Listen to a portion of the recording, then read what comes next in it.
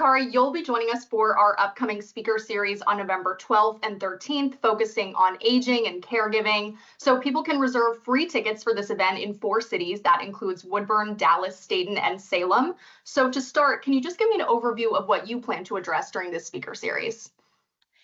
So many of us don't necessarily prepare to be family caregivers or to take care of a loved one. I mean, how many of us think that when we either get married or have kids or think our parents are going to get old enough to need our help? So, what I am going to do is help kind of lay out what is this thing called family caregiving and how come it happens to so many of us, and what can we do to not only engage and take care of our loved ones, but also take care of ourselves, because that is so important.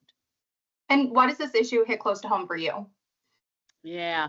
Well, I'm at my father-in-law's right now in Florida because he just moved into assisted living. So my husband and I are here looking at the house and taking care of details, right? And visiting him and answering his questions.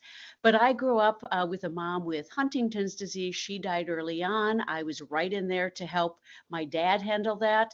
Then my best friend was diagnosed with young onset Alzheimer's. So I was with her husband and her kids to help go through that process, and I lost my best friend early on.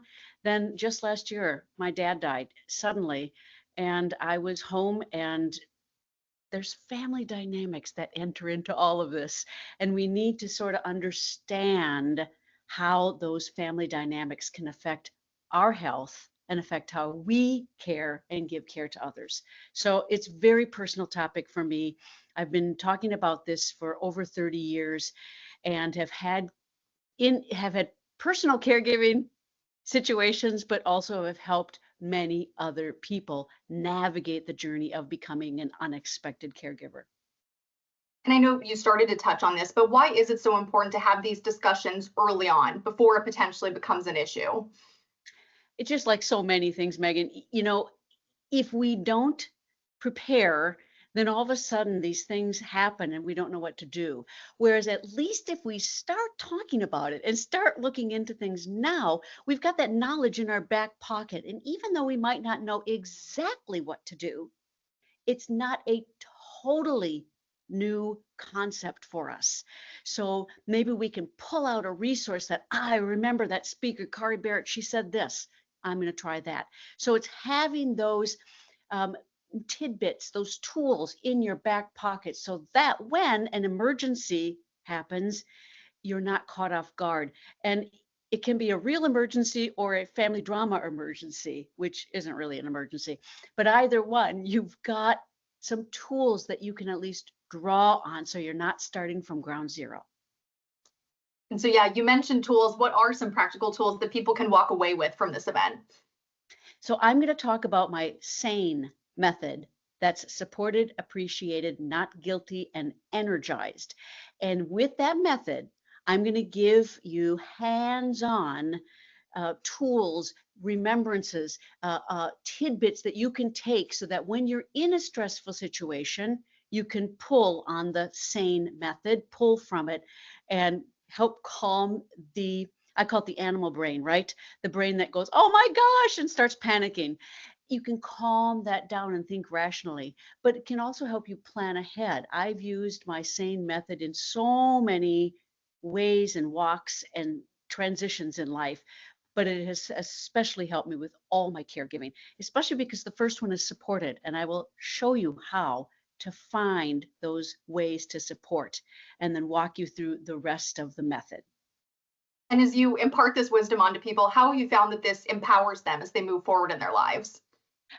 Again, because they can remember it's like you've got this personal little support team inside you, inside your head that you can pull from. That's how it helps, because we think that we have to do this caregiving journey alone. We're the only ones that can handle it. We're the only ones that can handle husband, wife, partner, dad, mom. I'm the only one that can do it. But if we can find ways that we get support and appreciation and don't feel guilty and then feel energized, then our caregiving journey is not only easier, but it's more joyful. I know you had mentioned that for you, caregiving has taken a lot of different forms, not just aging parents or in-laws, but a friend. So why do you think it's so important to address a wide audience? I imagine all of us could be caregivers at some point in our lives. That's the thing. It happens so quickly. And I'll tell some stories that illustrate that, but you can be going along and then all of a sudden something happens and you become a caregiver the next day.